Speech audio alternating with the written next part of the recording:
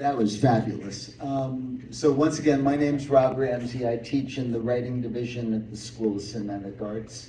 And this is Sheldon Candis, the writer and director of this lovely movie we just saw. I was in the mood for something like this. Thank you, Rob.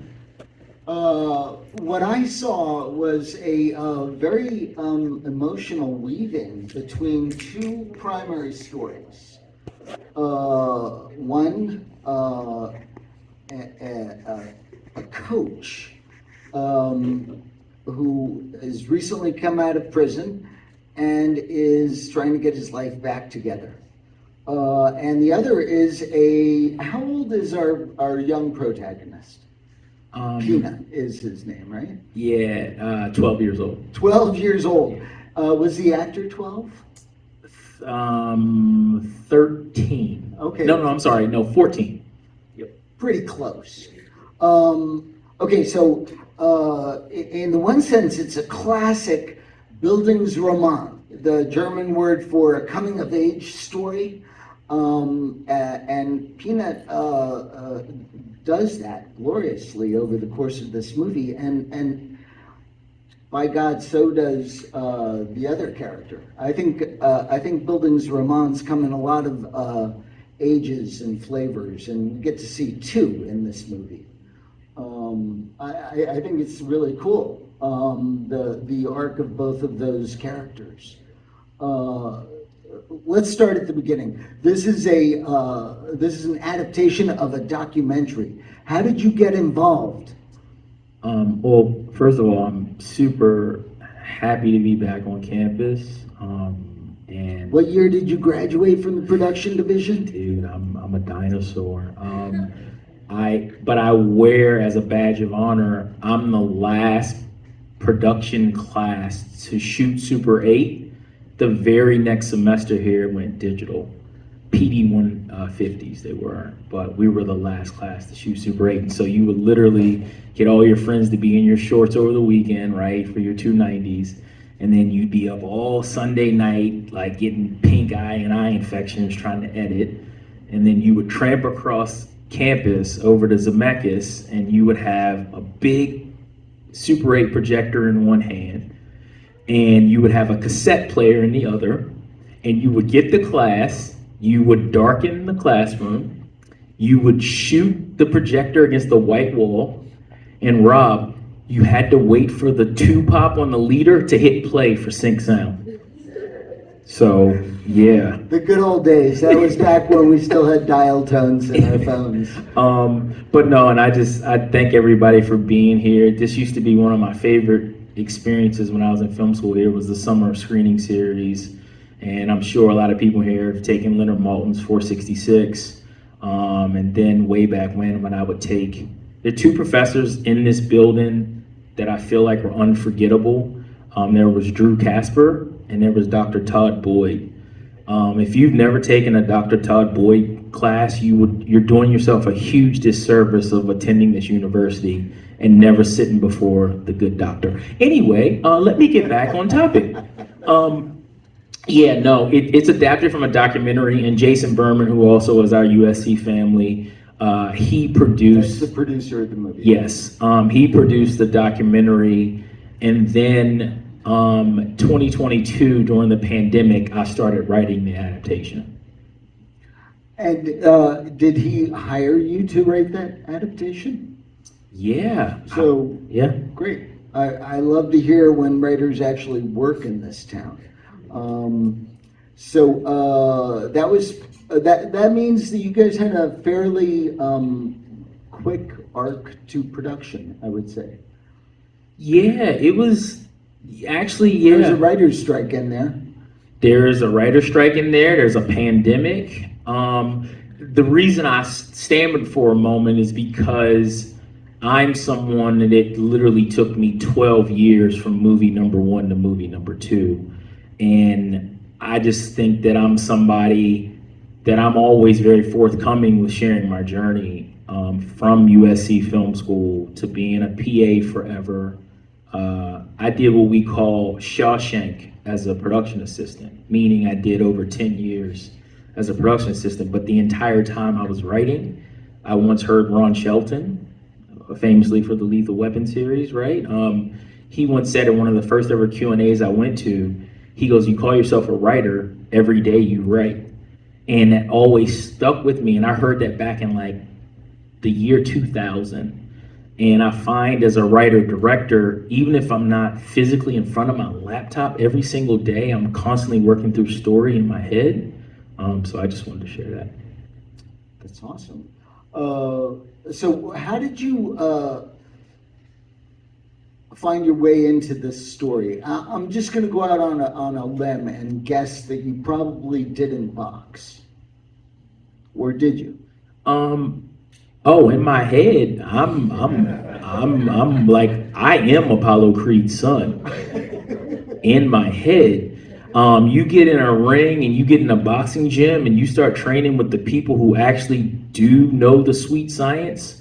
Yeah, it's not even. But with that being said, Rocky is my all-time favorite film. Okay. And I often say that one of my favorite directors of all time, who I feel doesn't get his full due, is a man who created two of the most iconic pop culture movies as a director. It's John G. Avildsen with Rocky, which he won Best Director for in '76, and The Karate Kid.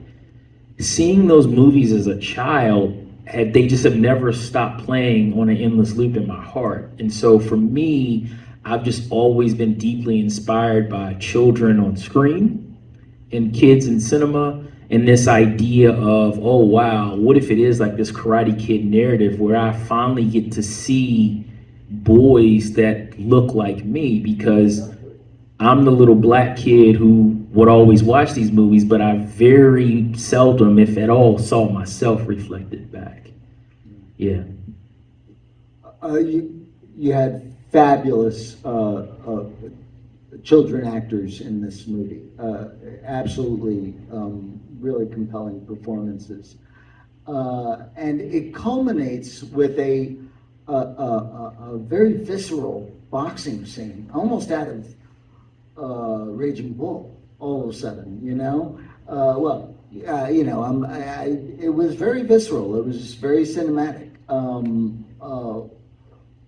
Where did you find that scene in all of this drama that you were focusing on? It was a long, slow burn to the promised scene. It felt like to me. Rob, to hear you reference me anywhere near Martin Scorsese and Raging Bull, and then also using the word cinematic with anything that I made, dude, you literally almost just broke me into tears right now. No, because for me, the boxing genre, as we know, is one of the most celebrated forms of cinema, right? From Raging Bull, right, to Rocky, to then Coog, completely doing the Creed series. Cinderella Man. I can keep going on and on with all these wonderful boxing movies, right? And so for me, I was like, okay, I'm an indie cinema filmmaker. This is a very interesting film because while it's Hulu and it's through Disney and ESPN, it still is a really, really small film in terms of, I think they need to create a new genre called micro cinema, because it says day 19 of 19 that we shot this movie, but we really made this movie in 18 days. 18 days? Yeah. I made the movie in 18 days, and then on top of that, it was 3 kids, and 2 kids in the lead roles, another child, and that's limited hours, and then the role that Wendell Pierce plays, Slim, that was originally Isaiah Whitlock Jr. God rest his soul, he passed away. If anyone is the fans of The Wire, it's Clay Davis. Right? And from so 20. You lost an actor who was attached to play your key parts. And so what happened was Isaiah came from New York to Baltimore, wasn't feeling good. His doctor called him back to New York City, and so we had to replace him literally days from shooting with Wendell. Here's the deal. Wendell is phenomenal. Wendell was known for being brilliant on stage and doing Death of a Salesman. I joke with him and says he created death of a boxing gym in his performance here. He was fantastic. He's so wonderful, right? But here's the deal. Wendell, I say, saved the character, but he didn't save my shooting schedule. I was chased because he's on a CBS show called Elsbeth, and he's like number 2 or number 3 on the call sheet. So I pretty much had an actor on loaner from CBS. And so my whole schedule was accommodating and chasing, shooting him out while still working with children, while still doing boxing sequences. It just wouldn't let up. But I'm just truly, truly thankful because it's the calmest I've ever been on a film set. Because it was like I had been prepared for this moment all those years. That's quite an amazing story about Wendell. I thought he really brought it, and I have to give him props for his noodle eating. I will think about him the next time I'm at a ramen shop. What was which actors were harder to work with, children or adults? Oh, wow. Well, so a couple things real quick. I will never forget, I sat in this very theater and I heard director Scott Hicks talk about Hearts in Atlantis with Anthony Hopkins. And I heard him say that night, 80% of a director's success is in the casting. Like some people say it's half, but Scott Hicks literally said that night it was up to 80%, meaning if you don't nail the casting, you're literally shooting yourself in the foot before you even roll out any type of footage on your film. And so I've always held on to that. I always say with the kids, and this is why I love, children in cinema so much, I go back to Miko Hughes and Jack the Bear, Freddie Highmore in Finding Neverland, Dakota Fanning in Man on Fire, Quasinay Wallace in Beasts of Southern Wild, Abraham Attal in Beasts of No Nation, all of these kids giving these brilliant performances. And what I realized is one time I was in Philly in a chancellor of a prestigious all-girls academy. I was working on a Monet Davis project. If anybody remembers her, she's the girl who beat all the boys at baseball in Little League World Series. She's the youngest person ever on the cover of Sports Illustrated. And her chancellor said to me, she goes, "Sheldon, you need to understand children are born who they are and they spend the rest of their lives becoming it." And that never left me. And I just realized with these children, it's like they're born these old souls. And a lot of our jobs at times as directors is find those kids, work hard. I mean, we saw kids from all over the country, find those kids and then just get out of the way. And then insert yourself when you have to insert yourself. But Anthony B. Jenkins, Peanut, How Do I Talk to Girls? That kid nailed that on the first take on Zoom. And it sent a chill through my body because I was like, oh my God, I've been writing this character in isolation during the pandemic, hearing it and hearing it in my head and my heart. And then I literally see this little boy in Atlanta through a Zoom box and I'm like, geez, that's him. What I love is that it parallels the coach's journey back to his wife. How does he talk to a girl? Yes. So it really, the parallels between them was really delightful to watch throughout the movie. I have a question about the theme of addiction that sort of laced its way gently through the movie. He went to prison for drugs, doing and selling. And he seemed to be trying to avoid drugs for the sciatic nerve, which I've had and is humbling. Yes. And his decision at the end is to not rely on the drugs. He didn't seem to relapse in the classic sense of a drug addict. He seemed to have more discipline, obviously, than he had before the movie started. Yeah, listen. Is that from the documentary, or is that? Yeah. I see. Yeah, and here's the thing. The documentary is heartbreaking. Like, I mean, the documentary is just relentless in telling the truth, but all the darkness in Walt's life. And the doc ends in a really, really sad place. And I just feel like for myself, I just realized as a Black filmmaker, I'm just no longer interested in our Black trauma. I want to celebrate our Black joy, our triumph.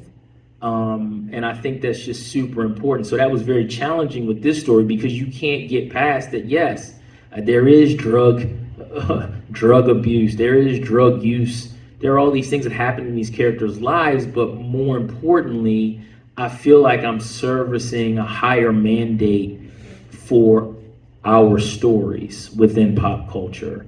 It's about overcoming. It's about honoring the Black woman. It's about honoring family. Strongly. Right? It's about honoring your word. It's about Malcolm Gladwell's The 10,000 Hours. And so, yeah, I just think that for me, I just really wanted, it was important, and a lot of myself is in this. It's like that moment that Peanut's dad walks down that alley. And, you know, I think Andre Royal, who we all know Bubbles from The Wire, I think he does a very keen job in one scene presenting so much complexity based upon a father who isn't, for whatever reason, the father just can't be present. And that comes directly from my relationship with my dad, because I came of age at a young age with my relationship with my father, because I was a young child and he would ask me for money.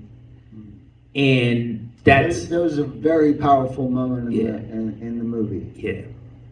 That told you everything you needed to know. Yeah. And I think that Walt says it best before the parole board. I'm a work in progress. And I think we're all works in progress. You know? Yeah.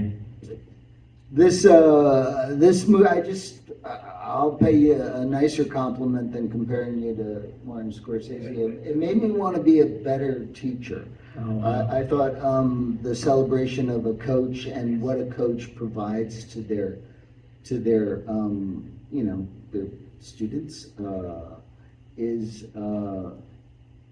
really palpable in this movie in a way that balances out the fighting with the coaching, and it takes both to win a fight. Yeah. And I just feel like, I mean, listen, you teach screenwriting, and we all know the 3-act structure, and we know, beats and sequences and all of that. And I understand all of that very much. But I've always said this from the first moment I got here. I got to SC and I was in class with some of the most brilliant filmmakers. Kids were doing things with Super 8 cameras. I'm like, why are you here? Why are you not making movies? Because they were the kids who grew up with that equipment, right? I'm a kid that you grew up experiencing cinema through performance. Eddie Murphy, Richard Pryor, Denzel, right? Steven Spielberg movies, Harrison Ford, blah, blah, blah. But it's not the craft. You don't get to really touch the elements to know how you make it. But I've always come back to this, like, but what are you making me feel? Like, what do I feel from your movie? It's always my big moniker is, what do you want the audience to feel? Hoop Dreams is one of my all-time favorite films. It's a documentary. There isn't a lot of mise-en-scène in Hoop Dreams, but I deeply feel something for that story and those characters. And I feel like with this film, I'm more so servicing this idea of what it is for a child to develop his first crush, and what that all, like for all of us to revisit that within ourselves, our first crush, what it is to be a child who loses a parent and to experience that for the first time, what it is to fail in a relationship but keep showing back up for it and just hoping that person still believes in you and still believes in us. To me, that's the real power of cinema that I just keep coming back to. The end of big. The end of Big, when Josh gets home and he walks down that street and you hear the elation of his mother's scream, and Rob, it's not even on screen. It's outside of the frame, and it's so powerful. To tell the story. It's lovely. You know, I just want to make sure I do this before we get any further. Did you write Tuner? I co-wrote. You co-write? Dude, which is in theaters right we saw Tuner. Man, that is a good movie. Thank you. I went to Alamo Draft House. It was so wonderful. I really appreciate that. I felt that there was a coach character in that. A mentor. A mentor relationship that was palpable. You know, in the writing division, we have a lot of aphorisms and axioms, bullshit. But one thing that I think is really true is this: we say plot is what happens, and story is how it affects the protagonist, and that's what Sheldon's talking about with the emotion. Is the getting into the feelings. And also the summoning of courage to face something. That's an incredibly cinematic thing that you've really latched into, which is that moment of I'm going into that ring, hell or high water kind of thing. Yeah, and I think also too, I mean, back to the whole boxing genre thing, I mean, that's such a high bar.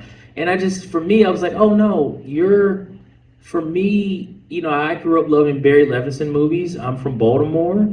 Barry Levinson had a movie called Liberty Heights, and I'm Barry Levinson from Park Heights. If you know anything, about Baltimore, Park Heights is a rough environment to grow up in. But with that being said, I just think that for me, this was all about the John Hughes type of idea, right? The coming of age thing, and that's how you get to intersect the boxing thing. And I thought that was just really, really wonderful. And for me, my favorite part of this is round 3 because it's a oneer.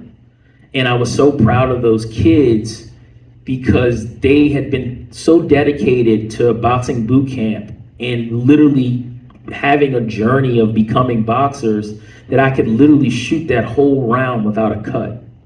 It was an extraordinary moment because we'd had a lot of boxing sequences, but they were very quick edits. You never got involved in a battle per se. It was a series of evocative images, and then suddenly we were with them from punch after punch after punch, and it was masterful.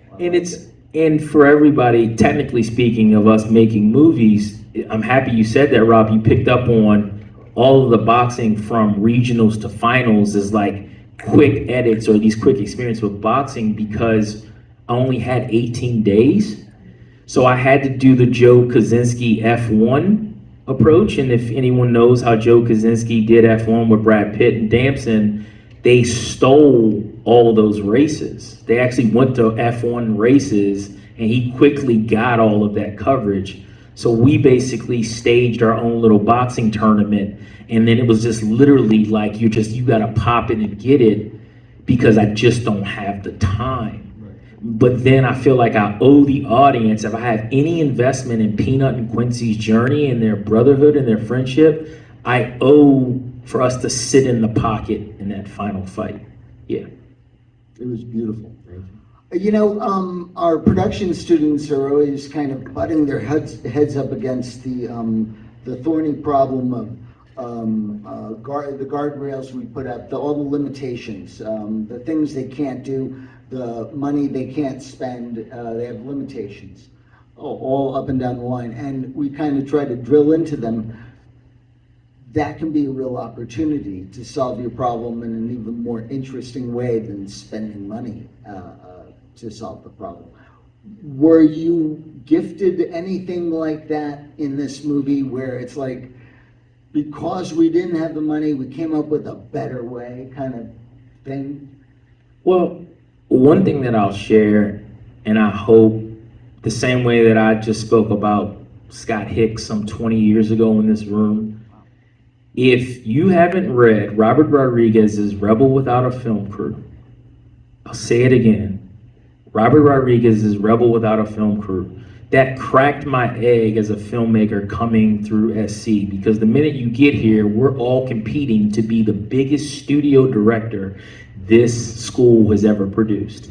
Everybody wants to make the biggest movie with the biggest explosions and alien and all types of things. And with that being said, you need a lot of money and a lot of people. I say you can have all the talent in the world, you still have to be chosen.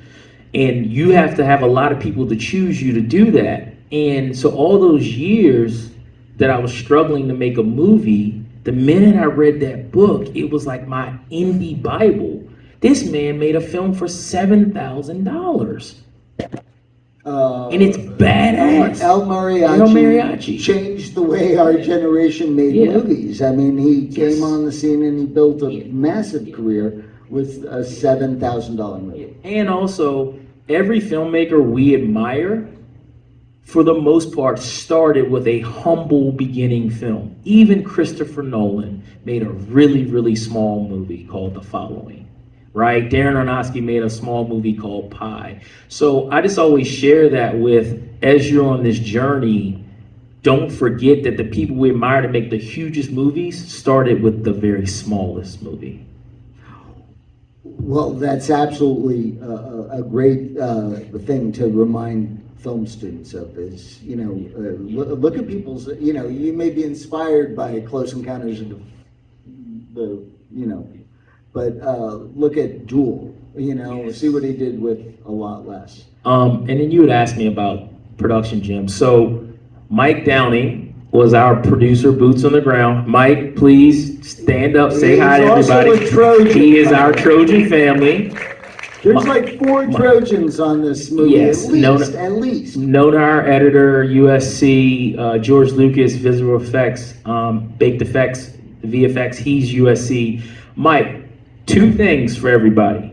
Mike, I'm putting Mike on the spot. He's like, what is going on right now, Sheldon? Mike, as the producer, boots on the ground, what was the most challenging thing for you making this film? I mean, it was just the hours, you know, look at all those locations, count the number of locations, count the number of 18 days. Yeah, rushing around the kids' schedule, you know. Another thing is we wanted the boxing to be as authentic as possible, so if the kids weren't in school, they weren't on set, they were training and going through there. So I think really just like count the number of scenes, count all the stuff we had there, and like compress that time. So it's just using every single minute as efficiently as possible. Yeah. Stream. Now, Mr. Downing, a follow-up question. From this movie going to your next film, what is the thing that you acquire that will help you make the next movie that you can share with everyone else that are producers in here? Not so many kids. I think it just all comes down to, I think a great thing from just every set you go to is finding your people. Like we had incredible production department heads across the entire thing there. I think it's always just finding the people you work with and then, you know, getting the same language down and building your team, meeting your team. I think I've seen like a bunch of other examples of, you know, first time filmmakers who they have a successful one and then you see they swap out their entire team and their second film doesn't do that well. And there's magic about finding collaborators that you just really enjoy working with and you're able to create magic with. Thanks, Mike. You guys made this, you shot those 18 days all in Baltimore? Baltimore, and then I got a skeleton crew half a day-ish in DC. In DC.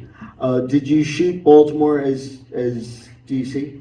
Was that the idea? Yes, very much like House of Cards did. Yes.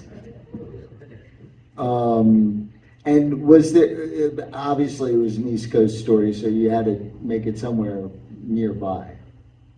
Was Baltimore more film friendly than DC? Yeah, but Baltimore is a wonderful film community. And like I said, I'm from there. I was born at Johns Hopkins Hospital. I've made my first movie there. I love You Baltimore. made your second movie there. Yeah, I made my second movie there too. I always say my feet are in LA, but my heart's in Baltimore. And yeah, it's a great film community. I mean, listen, you had The Wire, you had John Veep, Waters. John Waters movies. So great film community. Yep. Okay. Does anyone have any questions? Well, I'd love to hear from you guys. This hand went up first. Right. I noticed in the credits that Drew Brees was one of the executive producers. Is it one and the same as the quarterback Hall of Famer? And how did he get involved in the film? Yes, you're like me. You're a credit reader. Yeah, there's some. What did you say? Oh, The he was question saying. was, Drew Brees is listed as one of the producers, and the asker of the question wanted to know if it was the Drew Brees of football fame. And yes, it is Drew Brees of football fame. Drew Brees started a film company that Jason worked with, and that company is Drew Brees, Michael Finley, who used to play for the Dallas Mavericks, Derek Brooks, who used to play for the Tampa Bay Buccaneers, and Tony Parker, the former San Antonio Spurs point guard. And they created the company, and so they funded the documentary. And if you also look in that credit list, you will see the name Martin Lawrence. Martin Lawrence? The movie star Martin Lawrence, yes. I worked with him. Nice. On what? I wrote Life. Oh, dude, I love Life. Rob, come on, man. I love Life. I am about to nerd out. Out of Pappy. Out of Pappy. Come on, Life fans. Anybody can see that, baby. All right. Yeah. Hello, my name is Hope Comber. I'm actually from PG County. I All came right. to LA about a month ago, and since I've been here, every time I see films that are made in the DMV, I get so excited. I graduated from Bowie State University. I did undergrad there. And my two questions are, what was the funding process like? And what was the process of licensing to Hulu and Disney? Oh, and one more thing. I noticed Henry Jones. I've been to his shows, for boxing. And I also saw one of my students, because I was a teacher before I came here. Nice. She was in the film, so I was very proud of her. But yes, those are my two questions. Oh, okay. Henry Jones, everybody, is the ring announcer in the blue suit. He's like back in the DMV, DC, Maryland, Virginia area. He's a well-known boxing personality. So shout out to Henry Jones. Discombobulating is his name. Henry Discombobulating Jones. And then you asked about funding. Oh, yes. So fortunately, this film was funded through a division of Hulu and Disney and ESPN called Andscape. If you know anything about Andscape, they used to be the Undefeated at ESPN, which was the online journalism portal that wrote about pop culture and Black-centric stories. That division rebranded from Undefeated to Andscape with money to finance and produce documentaries and feature films. And so this script went around town and everybody said no. Another tidbit of something I'll share is Everybody said no. everybody said no. I don't know if you know, Rob, but Black people aren't in vogue really but there's been an administration Hollywood's change. so white again. Yeah, there's the pendulum after George Floyd and BLM. It's very challenging. It's always been hard for us, but now is a very trying time. So anyway, the script went out, everyone said no. Unfortunately, I've been reading the trades since I was in film school. And for me, information is power. Like, there's information in those trades, and so you start to see names and people and financiers and producers, And one day I just happened to be reading and I saw Andscape Fund's thriller Man in the Basement starring Corey Hawkins and Willem Dafoe. And I'm like, who are these Andscape people? And I went down the rabbit trail. And then we went to Andscape, and fortunately they were like, oh yes, you go make this movie. And it was Martin Lawrence first as Walt. Yeah, how about that? Yeah, that would be really something. I think you did really well with Wendell. Yeah, well, Andre is I'm sorry. Walt. I'm sorry. Andre Holland Andre, from yeah. Moonlight fame and The Nick. Martin, I think, would have been very interesting because I think the bar would have been really high getting him in his first purely dramatic performance. I compare it to Robin Williams when we would get great drama out of him, a wonderful comedian. Same thing with Adam Sandler, right? Uncut Gems and type thing. But here's what I'll share with everyone. Martin was attached. The moment he became attached, it then meant something. It was real in this town. So that factors into the funding. To the fun, yeah. And so Andscape was like, oh my gosh, boxing movie, kids, Martin, yes. And then fortunately, the head of Andscape had seen my first movie and was like, listen, I'm committed to helping you make your second film. You just find a backup quarterback. You find someone else to be the Walt character. And power relationships, I had met Andre Holland some 12 years ago at Sundance, and we always built a rapport, and I just think he's wonderful in the movie. Was that when you had Love out? Yes. Did Yep. Love play at Sundance? Sundance, yeah. Love being Sheldon's first movie. Other questions? Yes, there were some eager people there. The yellow shirt and then the blue shirt. Oh, and then just really fast while they were passing the mic over, and then yeah, so Andscape is Disney. They financed the movie, and so they basically were like, hey, go make the movie, and then we'll output it in the summer on July 17th. Yep. So it opens, it plays on Hulu Disney July 17th. Yes. That's pretty soon. Yep. Yellow shirt.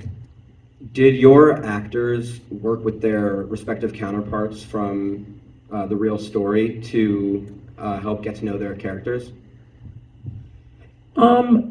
Interesting enough, the boys, so actor Quincy, who's Toissaint, he met real life Quincy, who actually now is a professional boxer. He's now 9-0, so he has a really wonderful true story, right? And then Peanut is in the police academy in DC. So these real life characters from the documentary, they do have a triumphant, like their continuation of their lives. Walt has passed away, so Andre didn't have the opportunity to work with him. And really what I say is, this isn't a one-to-one adaptation. I think it's inspired by the idea of what the documentary was. Yeah. Because you changed Yes. Walt's Yes. trajectory. Yes. It's a redemption story in this one, Thank you. which is a good idea. Yeah. Blue shirt. Why does the aspect ratio change during the final match? Oh, we have a film student. Dude, thank you. I think you're the first person in all these screenings to call it out. That's just me and the cinematographer, Mark G. Rutnam.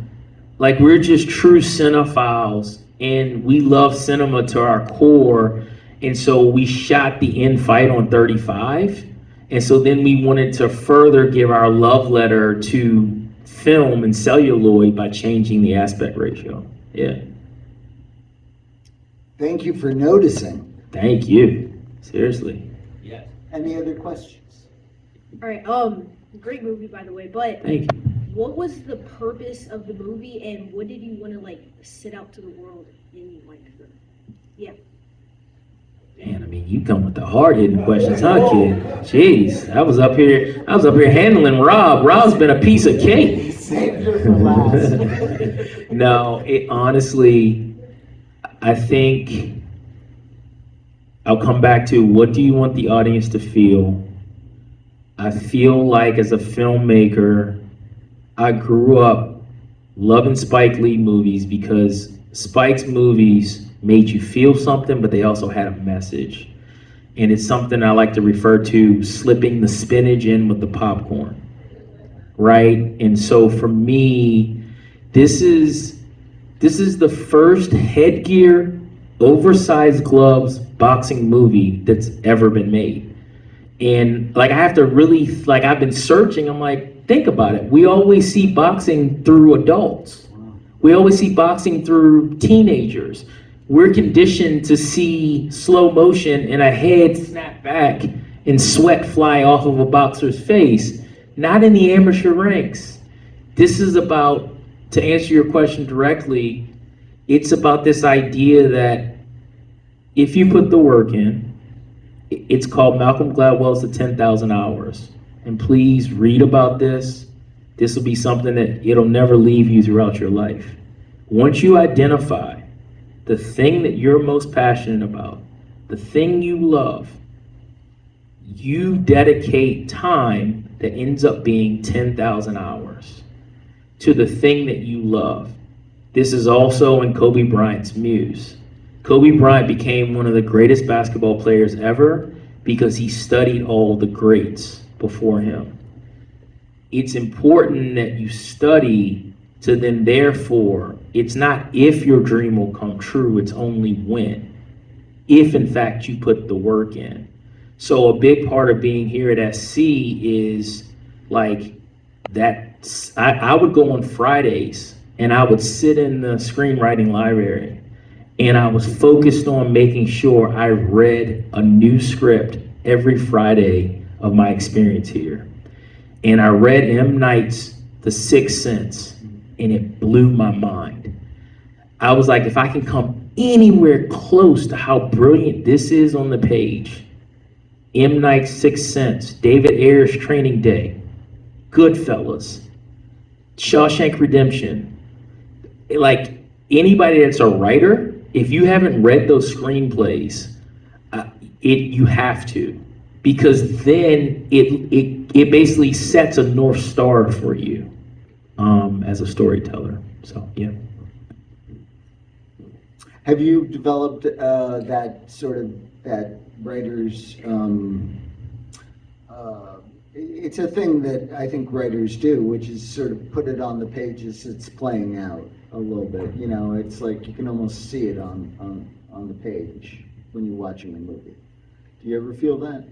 Oh yeah, 100%. I've heard stories about young John Singleton being in that library, and when John would write, he would act out the character. So he's literally in a quiet library, and there's like people like, dude, could you keep it down? Like we were in a library, and there's like John, like, motherfucker, I'm writing a masterpiece over here, and that was Boys in the Hood. So I mean, you know, that was one of our wonderful success stories. We'd like another one. But we've had plenty around here. This one is counting for me. I really like it. Right here. yeah.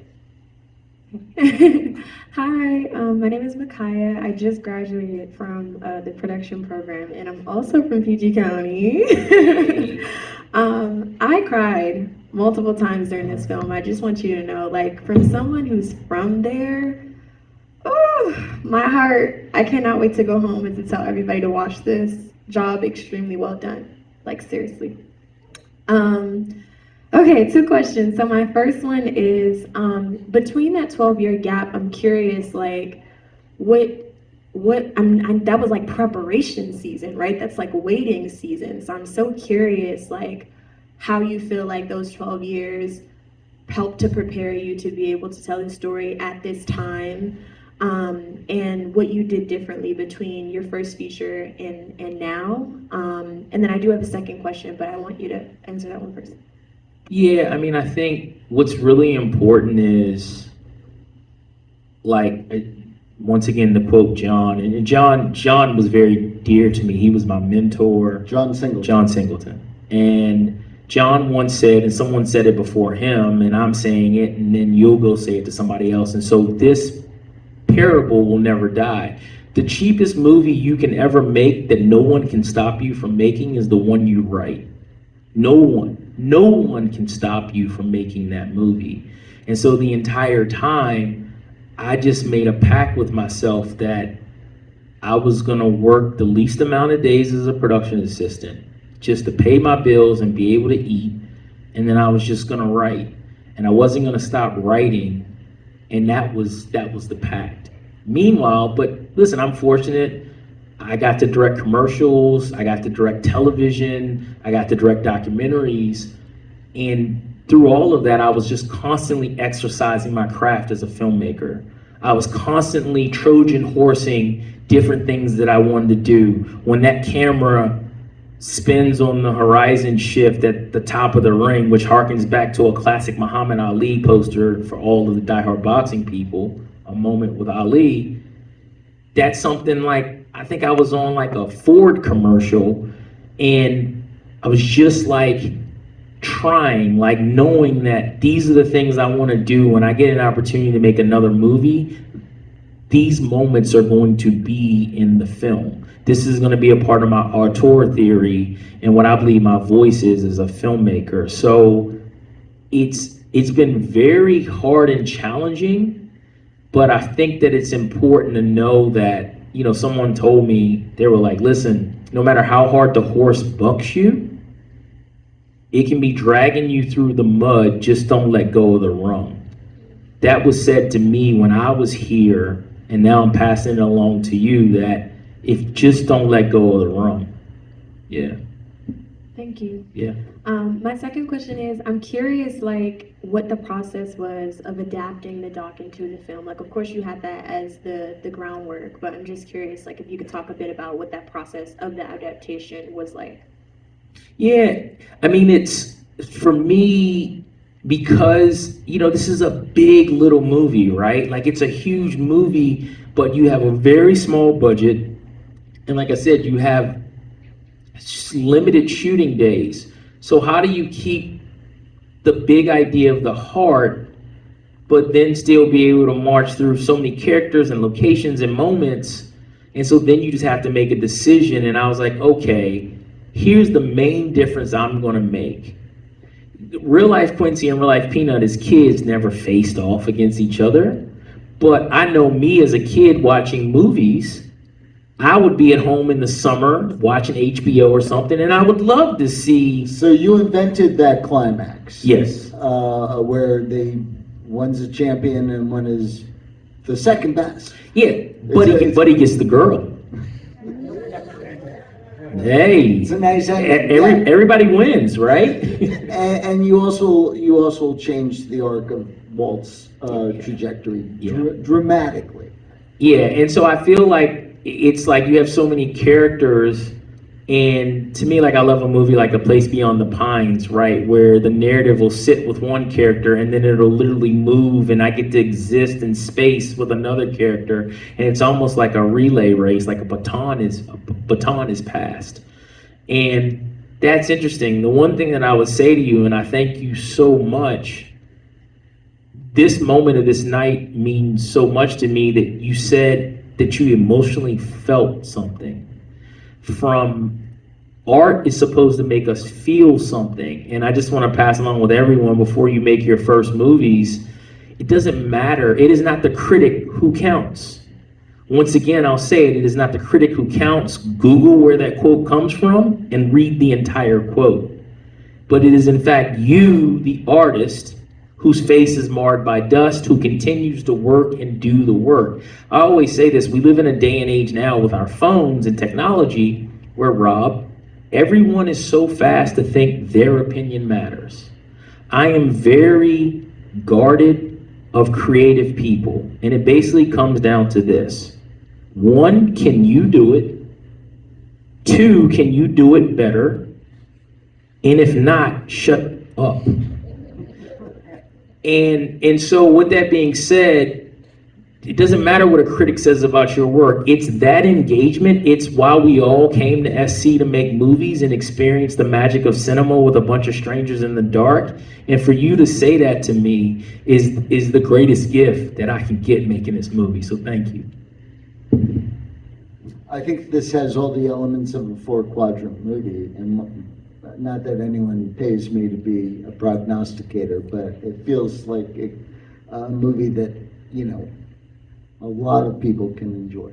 Could you explain to people the four quadrant, the people who may not know it? Basically, the 8-year-old and grandma all like this movie. It's everybody. It's all four corners of the square. And it part of it's what isn't in there. There's no gunplay, there's no drug use, there's no language. One kid says the F word. And it's, we use the F word too many times for some of our audience in Tuner, for instance. Mhm. It's not really a family movie. Yeah. It's not a four quadrant movie. This one could be. Yeah. And I remember being 11, 12, 13, and the first time you start cussing around your buddies when your parents aren't around, that's the most amazing thing as a kid. Oh, it's awesome, Right. and it satisfies the audience too, Yeah. of a cussing movie, Yeah. but not the audience for something else. Yeah. You know, Yeah, you gotta for know sure. your audience. Oh, just really quickly too, Rebecca Hargrove is here. She played the doctor. There you go. The doctor's in the house. It needs one. Yeah. It's a wonderful movie Thank you. and a wonderful cast and a really beautiful message. I'm going to tell my friends to watch it. It's out in July 17th. Yeah. They fight. Yeah. Sheldon Candis. Hey, Rob, before we go, Yeah. because I'm always like trying to acquire knowledge from my professors constantly, even now as a 47-year-old man. No, for all of us, You're 47? I'm 47, You're dude. great, Is that dude. not wild? I'm 64. Any screenwriting gems you can get, anything you can give us, just anything to help us with this writing journey. God, I want to ask you questions after seeing this. I think we live in a moment when you really got to write from your heart, and I think that's what we saw tonight. You took a complicated story, one with maybe some happy endings, but also some very sad ones, and you turned it into something that wasn't easy.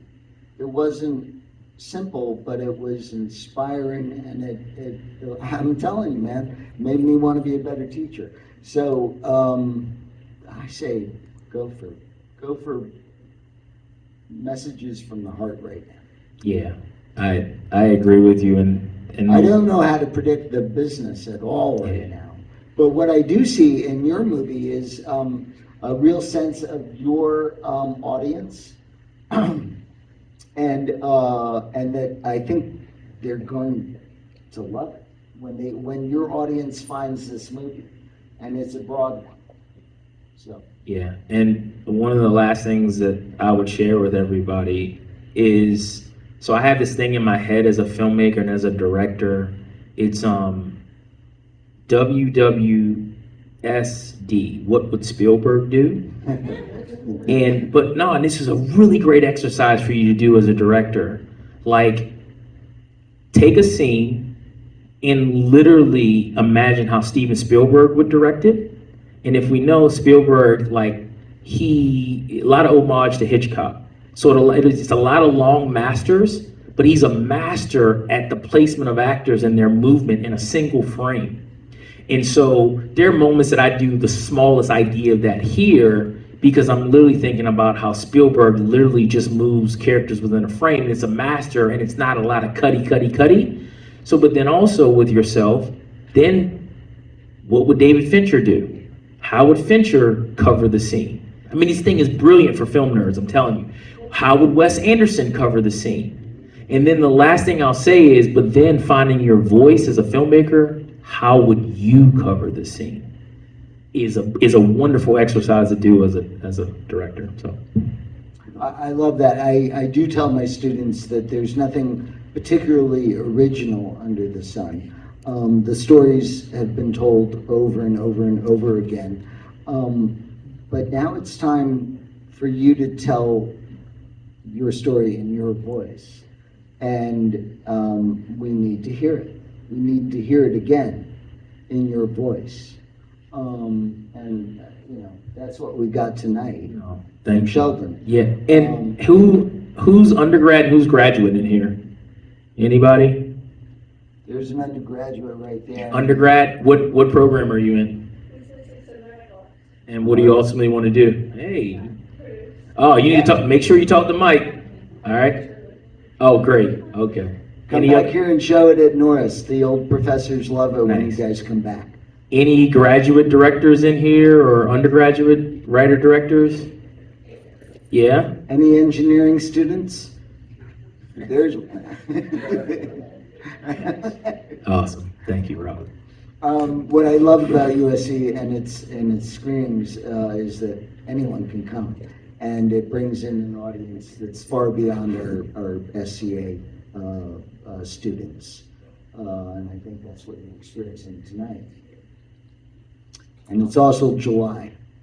Yes. So I really appreciate y'all coming today. Thanks for coming out to the theaters and seeing the movie the way it's Thank you. supposed to be seen. Yeah. Long Thank you all live for coming. cinema. Thank you.